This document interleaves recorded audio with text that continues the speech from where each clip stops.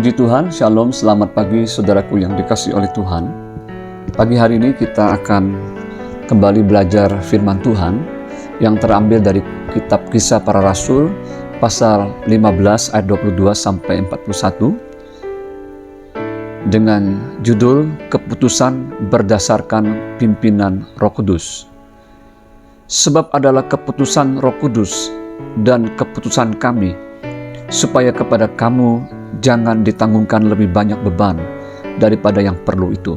Dalam Kisah Rasul 15 ayat 28. Keputusan yang diambil dari hasil sidang para rasul di Yerusalem, bahwa orang percaya dari bangsa non-Yahudi tidak harus disunat dan melakukan tradisi Yahudi, merupakan keputusan yang sangat melegakan bagi seluruh jemaat di Antiokhia yang majemuk. Hasil keputusan itu dibacakan kepada jemaat di Antiokhia yang kemudian membuat mereka terhibur.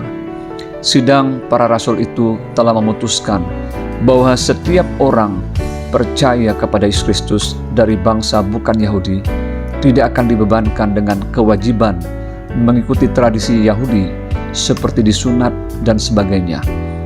Namun, ada ketentuan secara umum yang harus seluruh jemaat perhatikan dan lakukan, yaitu bahwa mereka harus menjauhkan diri dari makanan yang dipersembahkan kepada berhala, dari darah, dari daging binatang yang mati dicekik, dan dari percabulan. Dalam Kisah Rasul pasal 15 ayat 29. Para rasul, yaitu saksi dari kebangkitan Yesus, telah dipercayakan untuk memimpin gereja mula-mula, sangat konsisten untuk melakukan segala sesuatu di dalam pelayanan dan pengajaran mereka berdasarkan pimpinan Roh Kudus dan kesepakatan bersama. Rasul Paulus dan Barnabas juga sangat menghargai otoritas kepemimpinan para rasul di Yerusalem yang adalah para murid Yesus mula-mula. Hal ini menjadi petunjuk dan pelajaran penting bagi kita jemaat yang hidup di zaman ini untuk tidak sembarangan menafsirkan firman Tuhan dan membuat sebuah ketentuan dan keputusan yang secara subjektif, yaitu berdasarkan konsep pemikiran manusia dari golongan tertentu untuk kepentingan tertentu yang bukan keputusan Roh Kudus untuk kepentingan bersama demi kesatuan dan keutuhan tubuh Kristus. Setiap keputusan yang diambil berdasarkan pimpinan Roh Kudus pasti akan mendatangkan damai sejahtera dan sukacita.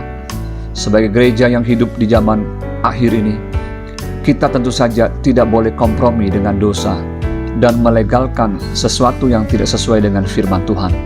Namun, gereja juga tidak boleh terjebak dengan legalitas agamawi sempit yang syarat dengan tradisi dan roh agamawi yang justru mengedepankan syariat agama yang sesungguhnya mengabaikan kasih karunia Allah dan pengampunannya di dalam Yesus Kristus. Mari kita belajar untuk terus berjalan di dalam pengajaran yang sehat dan benar, seperti yang telah diajarkan oleh para rasul dan nabi yang dipimpin oleh Roh Kudus. Semuanya telah tercatat di dalam Alkitab kita ini. Belajarlah untuk menghormati otoritas para pemimpin rohani yang telah ditetapkan oleh Tuhan. Setiap apapun yang hendak kita putuskan untuk dilakukan, belajarlah untuk meminta pimpinan Roh Kudus dan peneguhan dari firman Tuhan. Selamat pagi, selamat beraktivitas. Tuhan Yesus memberkati. Shalom.